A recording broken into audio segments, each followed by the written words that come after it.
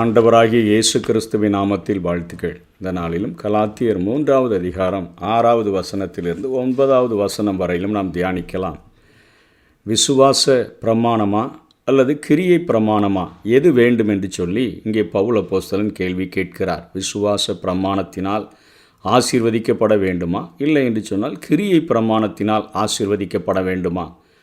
நேற்றைய தினத்தில் நாம் தியானித்த காரியம், ஆவியின் வழிநடத்துதல் வேண்டுமா அல்லது மாம்சத்தில் அந்த நியாயப்பிரமாணத்தின் கிரியைகளை சடங்குகளை நிறைவேற்றி நீங்கள் ஆவியானவரால் நடத்தப்படுகிறதை தவிர்க்கிறீர்களோ?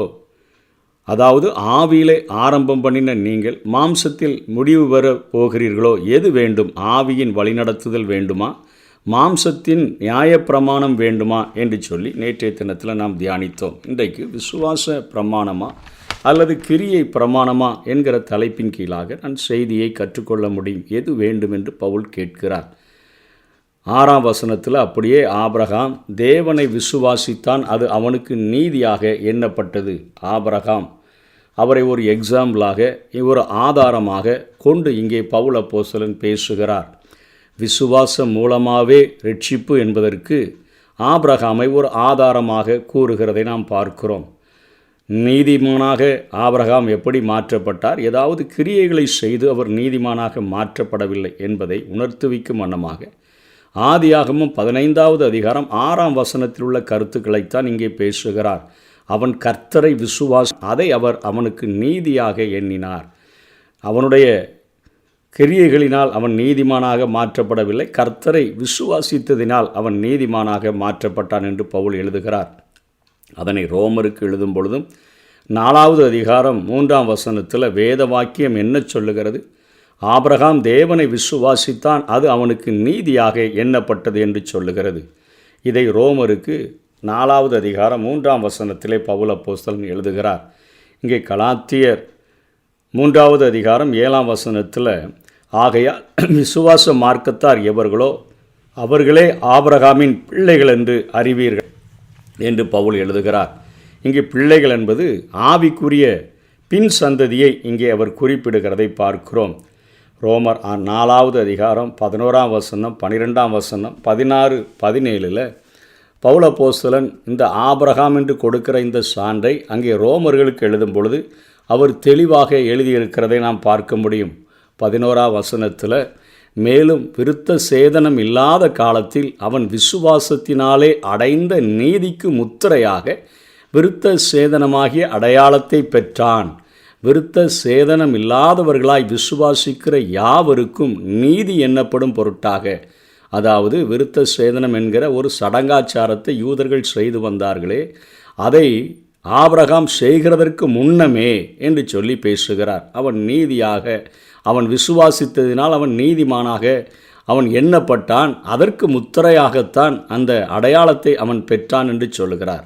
விருத்த சேதனம் இல்லாதவர்களாய் விசுவாசிக்கிற யாவருக்கும் நீதி எண்ணப்படும் பொருட்டாக அவர்களுக்கு அவன் தகப்பனாய் இருக்கும்படிக்கும், விருத்த சேதனத்தை பெற்றவர்களாய் மாத்திரமல்ல, நம்முடைய தகப்பனாகிய ஆபிரகாம் விருத்த சேதனம் இல்லாத காலத்தில் அடைந்த விசுவாசமாகிய அடிச்சுவடுகளில் நடக்கிறவர்களுமாய் இருக்கிறவர்களுக்கு தகப்பனாய் இருக்கும்படிக்கும் அந்த அடையாளத்தை பெற்றான் என்று சொல்லி இங்கே ரோமருக்கு பவுல் எழுதுகிறதை பார்க்கிறோம். 16, 17 வசனங்களிலும் தொடர்ந்து பேசுகிறார். ஆதலால் சுதந்திரமானது கிருபையினால் உண்டாயிருக்கிறதா இருக்கும்படிக்கு அது விசுவாசத்தினாலே வருகிறது. நியாயப்பிரமாணத்தை சார்ந்தவர்களாகிய சந்ததியாருக்கு மாத்திரமல்ல, நம்ம எல்லாருக்கும் தகப்பனாகிய ஆபிரகாமுடைய விசுவாசத்தை சார்ந்தவர்களாகிய எல்லா சந்ததியாருக்கும் அந்த வாக்குத்தத்தம் நிச்சயமாக இருக்கும்படிக்கு அப்படி வருகிறது. அநேக ஜாதிகளுக்கு உன்னை தகப்பனாக ஏற்படுத்தினேன் என்று எழுதியிருக்கிறபடி அவன் தான் விசுவாசித்தவருமாய் மரித்தோரை உயிர்ப்பித்து இல்லாதவைகளை இருக்கிறவைகளைப் போல் அழைக்கிறவருமாகி இருக்கிற தேவனுக்கு முன்பாக நம் எல்லாருக்கும் தகப்பனானான். அவிசுவாசத்தினால் இயேசு கிறிஸ்துவை சொந்த இரட்சகராய் ஏற்றுக்கொள்கிற ஒவ்வொருவருக்கும் அங்கே ஆபிரகாம் தகப்பனாய் இருக்கிறான். இவர்கள் ஆவிக்குரிய பின் சந்ததியாக இருக்கிறார்கள். இதற்கு கிரியைகளினால் அல்ல, பிறப்பினால் அல்ல, தேவனை தேவனை விசுவாசித்து அவர் அனுப்பின இயேசு கிறிஸ்துவை எனக்காக என்னுடைய இடத்திலே அவர் மரித்து அடக்கம் பண்ணப்பட்டு உயிரோடு கூட எழுந்து இன்றைக்கும் எனக்காக பிதாவின் சன்னிதானத்தில் என் பரிசுத்த வாழ்க்கைக்காக பரிந்து பேசி கொண்டிருக்கிறார், நித்திய ஜீவனை எனக்கு தரும்படியாக காத்திருக்கிறார் என்கிற ஒரு விசுவாசம்தான் ஒரு மனிதனை நீதிமானாக மாற்றுகிறது என்கிற கருத்துக்களை இங்கே பவுல் அப்போஸ்தலன் ரோமர்களுக்கு அங்கே ஆதியாகமத்திலிருந்து தெளிவாக எடுத்துரைக்கிறதை பார்க்கிறோம். அதனைத் தொடர்ந்து கலாத்தியர் 3வது அதிகாரம் 8ஆம் வசனத்தில் மேலும் விசுவாசத்தினாலே புறஜாதிகளை நீதிமான்களாக்குகிறார் என்று வேதம் முன்னாக கண்டு, வேதம் என்பது வேத வாக்கியம் முன்னாக கண்டு, உனக்குள் சகல ஜாதிகளும் ஆசீர்வதிக்கப்படும் என்று ஆபிரகாமுக்கு சுவிசேஷமாய் முன்னறிவித்தது. அவன் கிரியைகளினாலோ அல்லது விருத்த சேதனம் பண்ணினதினாலோ அவன் நீதிமானாக மாற்றப்படவில்லை. விசுவாச பிரமாணத்தினால்தான் ஆபிரகாம் நீதிமானாக மாற்றப்பட்டான், கிரியை பிரமாணத்தினால் அல்ல. ஆகவே ஆசீர்வதிக்கப்பட நினைக்கிற ஒவ்வொருவரும் உனக்குள் சகல ஜாதிகளும் ஆசீர்வதிக்கப்படும் என்று ஆபிரகாமுக்கு சுவிசேஷமாய் அறிவிக்கப்பட்டது என்று சொல்லுகிற காரியத்தை பார்க்கிறோம். வேதம் என்கிற காரியம் ரோமர் 3:10 அந்தபடியே நீதிமான் ஒருவனாகிலும் இல்லை என்கிற வசனத்தை ரெஃபர் பண்ணி 4வது அதிகாரம் ரோமர் 3ஆம் வசனத்தில் வேத வாக்கியம் என்ன சொல்லுகிறது? உனக்குள் சகல ஜாதிகளும் ஆசீர்வதிக்கப்படும் என்று ஆபிரகாமுக்கு சுவிசேஷமாய் முன்னறிவித்தார் என்கிற காரியத்தை பவுல் அப்போஸ்தலன் கலாத்திய நாட்டு சபைகளுக்கும் இங்கே நினைப்பூட்டி எழுதுகிறதை பார்க்கிறோம். அப்பொழுது கர்த்தர் ஆபிரகாமை நோக்கி சொல்லுகிற காரியம், பெரிய பலத்த ஜாதி ஆவதினாலும் அவனுக்குள் பூமியில் உள்ள சகல ஜனங்களும் ஆசீர்வதிக்கப்படுவதினாலும் என்று ஆதியாகமம் 12:3 சொல்லப்பட்ட காரியங்களை எல்லாம் இங்கே எடுத்து அவர் பேசுகிறதை பார்க்கிறோம். ஆதியாகமம் 18:17 இந்த காரியம் சொல்லப்படுகிறது. ஆதியாகமம் 12:3 பூமியில் உள்ள வம்சங்களெல்லாம் உனக்குள் ஆசீர்வதிக்கப்படும் என்று சொல்லப்படுகிறது. ஆதியாகமம் 22:18 நீ என் சொல்லுக்கு கீழ்ப்படிந்தபடியால் உன் சந்ததிக்குள் பூமியில் உள்ள சகல ஜாதிகளும் ஆசீர்வதிக்கப்படும் என்றும் என் பேரில் ஆணையிட்டேன் என்று ஆண்டவர் அங்கே ஆபிரகாமுக்கு தன்னை வெளிப்படுத்துகிறதை பார்க்கிறோம். நீ விசுவாசிக்கிறபடியினால்தான் நீயும் ஆசீர்வதிக்கப்படுவாய், உன்னுடைய ஆவிக்குரிய பின் சந்ததிகளும் ஆசீர்வதிக்கப்படும். கிரியைகளினால் அல்ல. நியாயப்பிரமாணம் ஒரு உபாத்தியாய் இருந்து அது அங்கே இது பாவம், இது அந்த பாவத்தை செய்தால் இந்த தண்டனை என்கிறதை மாத்திரம் அது கூறி நிற்கிறதே ஒழிய, நீ பாவத்திலிருந்து மீண்டு நீ பரிசுத்தமாய் வாழ்கிறதற்கு உனக்கு ஒரு இரட்சகர் தேவை. அவரை நீ விசுவாசிக்கிறபடினால் நீ இந்த ஆசீர்வாதத்தை பெற்றுக்கொள்ளலாம். ஆபிரகாம் எப்படி விசுவாசித்து அவன் நீதிமானாக மாறினானோ அதே போல் அவனுடைய பின் சந்ததியாய் வந்திருக்கிற இந்த உலகத்தில் உள்ள யாவரும் ஆபிரகாமின் ஆவிக்குரிய சந்ததியாய் மாற வேண்டும் என்று சொன்னால் அவனைப் போல இரட்சகராகிய இயேசு கிறிஸ்துவை விசுவாசித்தால் இந்தந்த ஆசீர்வாதங்களை பெற்றுக்கொள்ள முடியும் என்று சொல்லி பவுல் அப்போஸ்தலன் கலாத்தியர்களை உற்சாகப்படுத்துகிறதை பார்க்கிறோம். இங்கே வசனம் 9 அந்தபடி விசுவாச மார்க்கத்தார் விசுவாசமுள்ள ஆபிரகாமோடே ஆசீர்வதிக்கப்படுகிறார்கள். ஆசீர்வாதம் என்று வேதம் எவைகளை கூறுகிறது என்று சொன்னால், இன்றைக்கு ஆபிரகாமோடே ஆசீர்வதிக்கப்படுகிறோம் என்று சொல்லுகிற காரியத்தில் தேவனுடைய கட்டளைகளை கை கொள்வதாலும் சடங்காச்சாரங்களை ஆசரிப்பதாலும் அவருடைய ஆசீர்வாதங்களை பெற்றுக்கொள்ளலாம் என்று மனிதர்கள் போதிக்கிறார்கள். மோசேயின் கட்டளைகளை கை கொள்வதினால் ஆசீர்வாதத்தை பெற்றுக்கொள்ளலாம் என்று யூதர்கள் நம்புகிறார்கள். ஆனால் பவுல் சொல்லுகிறார், ஆண்டவராகிய இயேசு கிறிஸ்துவின் மேலே ஒரு அசைக்க முடியாத விசுவாசத்தை வைத்து நான் கிருபையினால்தான் நான் நீதிமானாக மாற்றப்படுகிறேன். எனக்குள் கொடுக்கப்படுகிற ஆசீர்வாதங்கள் எல்லாமே தேவனுடைய ஈவாக அவருடைய கிருபையினால் எனக்கு கிடைக்கிறது என்கிறதைத்தான் அவருடைய புத்தகங்களிலே நிருபங்களிலே வலியுறுத்தி அவர் பேசுகிறார். வேதம் சொல்லுகிற ஆசீர்வாதங்கள் எவை என ஒரு சில காரியங்களை நாம் பார்த்தோம் என்று சொன்னால், முதலில் ஆண்டவர் ஆபிரகாமின் இடத்துல தான் 12வது அதிகாரம் 1-3 வரையிலும் பேசுகிறார். கர்த்தர் ஆபிரகாமை நோக்கி, நீ உன் தேசத்தையும் உன் இனத்தையும் உன் தகப்பனுடைய வீட்டையும் விட்டு புறப்பட்டு நான் உனக்கு காண்பிக்கும் தேசத்துக்கு போ. நான் உன்னை பெரிய ஜாதியாக்கி உன்னை ஆசீர்வதித்து உன் பேரை பெருமைப்படுத்துவேன். நீ ஆசீர்வாதமாய் இருப்பாய். உன்னை ஆசீர்வதிக்கிறவர்களை ஆசீர்வதிப்பேன், உன்னை சபிக்கிறவனை சபிப்பேன். பூமியில் உள்ள வம்சங்கள் எல்லாம் உனக்குள் ஆசீர்வதிக்கப்படும். இங்கேயே ஆபிரகாமுக்கு ஒரு அருமையான ஒரு சுவிசேஷம் அறிவிக்கப்பட்டு விட்டது. உனக்குள் சகல ஜாதிகள் ஆசீர்வதிக்கப்படும், வம்சங்கள் ஆசீர்வதிக்கப்படும் என்று சொன்னால் சகல தேசங்களும் உனக்குள்ளாக ஆசீர்வதிக்கப்படும் என்கிற ஒரு வாக்கு தத்தத்தை ஆண்டவர் கொடுக்கிறார். நீ விசுவாசித்து என்னை நம்பி நான் காண்பிக்கிற தேசத்தில் நீ குடியிருந்தால் உன்னை நான் பெரிய ஜாதியாக்குவேன், உன்னை ஆசீர்வதிப்பேன், உன்னை பெருமைப்படுத்துவேன் என்று ஆண்டவர் பேசுகிறார். இதனைத் தொடர்ந்து என்னாகமத்தில் ஆண்டவர் தன்னுடைய ஜனங்களை ஆசீர்வதிப்பதற்கு அங்கே மோசைக்கு கற்றுக் கொடுக்கிற ஒரு காரியம்தான் இன்றைக்கு சபையிலே வழக்கமாக அவைகள் கடைபிடிக்கப்படுகிறது.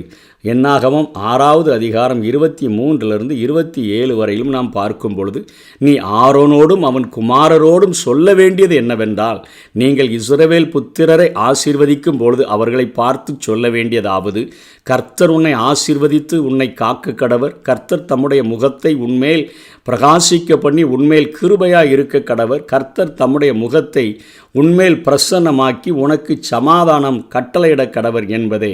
இவ்விதமாய் அவர்கள் என் நாமத்தை இஸ்ரவேல் புத்திரர் மேல் கூற கடவர்கள். அப்பொழுது நான் அவர்களை ஆசீர்வதிப்பேன் என்று சொல் என்றார். இந்த காரியங்களைத்தான் இன்றைக்கு சபைகளிலே சபை முடிகிற நேரத்திலே நம்மை நடத்துகிற போதகர்கள் இதை சொல்லி ஆசீர்வதிக்கிறதை நாம் பார்க்கிறோம். கர்த்தர் தம்முடைய முகத்தை நம்ம மேலே பிரசன்னமாக்கி நமக்கு சமாதானத்தை கொடுக்கிறார். முகத்தை பிரகாசிக்க பண்ணி நம்ம மேலே கிருபையாக இருக்கிறார். இந்த காரியத்தை ஜனங்கள் மேலே கூறுகிற நேரத்தில் நான் ஜனங்களை ஆசீர்வதிப்பேன் என்று ஆண்டவர் வாக்கு கொடுக்கிறார்.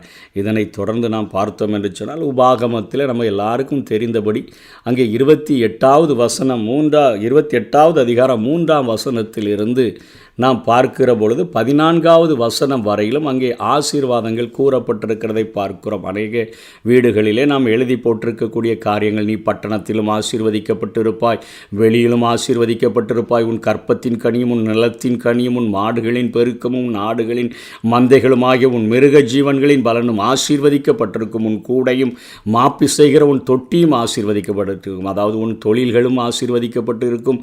உன் வீட்டில் நீ சாப்பிடுகிற சாப்பாடு முதல் ஆசீர்வதிக்கப்பட்டிருக்கும்.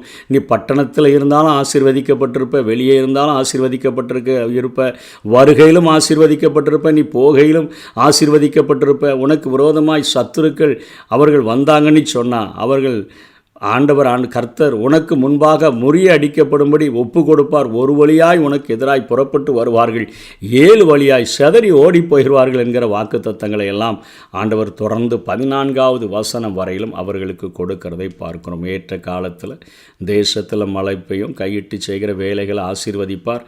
உன்னுடைய ஆண்டவர் தன்னுடைய பொக்கிஷ சாலையாகிய வானத்தை திறப்பார். நீ அநேகம் ஜாதிகளுக்கு கடன் கொடுப்பாய், நீயோ கடன் வாங்காதிருப்பாய் என்று சொல்லி இங்கே ஆண்டவர் ஆசீர்வாதங்களை கொடுக்கிறதை உபாகமம் புத்தகத்திலே நாம் பார்க்கிறோம். அதனைத் தொடர்ந்து சங்கீதம் 1வது அதிகாரம் 2ஆம் வசனத்திலும், கர்த்தருடைய வேதத்தில் பிரியமாயிருந்து இரவும் பகலும் அவருடைய வேதத்தை தியானிக்கிற மனுஷன் பாக்கியவான், அவன்தாயா புண்ணியம் செய்தவன் என்று வேதம் கூறுகிறது. சங்கீதம் 119:1 கர்த்தருடைய வேதத்தின்படி நடக்கிற உத்தம மார்க்கத்தார் பாக்கியவான்கள், அவர்கள்தான் புண்ணியம் செய்தவர்கள், அவர்கள்தான் பாக்கியவான்கள் என்று வேதம் கூறுகிறது. மத்தேயு 5வது அதிகாரம் 3ஆம் வசனத்திலிருந்து 12ஆம் வசனம் வரையிலும் ஆண்டவர் ஆவியில் எளிமை உள்ளவர்கள் என்று தொடங்கி அங்கே பாக்கியவான்கள் என்று ஆண்டவராகிய இயேசு கிறிஸ்து தன்னுடைய மலை பிரசங்கத்திலே முதலாக வாயை திறந்து பிரசங்கிக்கிறதை பார்க்கிறோம். அப்போஸ்தலர் 3:26 அவர் உங்கள் எல்லாரையும் உங்கள் பொல்லாங்குகளிலிருந்து விலக்கி உங்களை ஆசீர்வதிக்கும்படி தேவன் தம்முடைய பிள்ளையாகிய இயேசுவை எழுப்பி முதலாவது உங்களிடத்திற்கே அவரை அனுப்பினார் என்றான் என்று சொல்லி இங்கே பார்க்கிறோம். எபேசியர் 1:3 அவர் கிறிஸ்துவுக்குள் உன்னதங்களிலே ஆவிக்குரிய சகல ஆசீர்வாதத்தினாலும் நம்மை ஆசீர்வதித்திருக்கிறார். இவைகள் நம்முடைய சடங்குகளை நிறைவேற்றுகிறதினாலோ, சடங்காச்சாரங்களை கடைபிடிக்கிறதினாலோ, கிரியை பிரமாணத்தை நாம் நிறைவேற்றுகிறதினாலோ அல்ல, விசுவாச பிரமாணத்தை நாம் கடைபிடிக்கிறவர்களாக எனக்கு கிடைக்கிற ஆசீர்வாதங்கள் எல்லாம் தேவன் மேலே நான் விசுவாசத்தை விசுவாசத்தை வைக்கும் பொழுது, இயேசு கிறிஸ்துவை சொந்த இரட்சகராக நான் விசுவாசித்து ஏற்றுக்கொள்ளும் பொழுது, இவைகளெல்லாம் எனக்கு ஈவாக தந்தரப்படுகிறது என்று சொல்லி நாம் விசுவாசித்து இந்த ஆசீர்வாதங்களை பெற்றுக்கொள்ள முடியும். எது நமக்கு வேண்டும்? நம்முடைய கிரியைகளினால் ஒரு ஆசீர்வாதத்தையும் பெற்றுக்கொள்ள முடியாது. நீதிமானாக மாற முடியாது. ஆண்டவரே, என் மேலே நீர் கிருபையாயிரும் என்று ஒவ்வொரு நாளும் கேட்டு அவருடைய சன்னிதானத்தில் நம்மை அர்ப்பணிக்கும் பொழுது இந்த ஆசீர்வாதங்களை நம்முடைய சிரசின் மேலும், நம்முடைய குடும்பத்தின் மேலும், நம்முடைய பட்டணத்தின் மேலும், நம்முடைய தேசத்தின் மேலும் தந்து நம்மை ஆசீர்வதிப்பதற்கு கர்த்தர் உண்மை உள்ளவராய் இருக்கிறார். கர்த்தர் தாமே நம்மை ஆசீர்வதிப்பாராக. ஆமென்.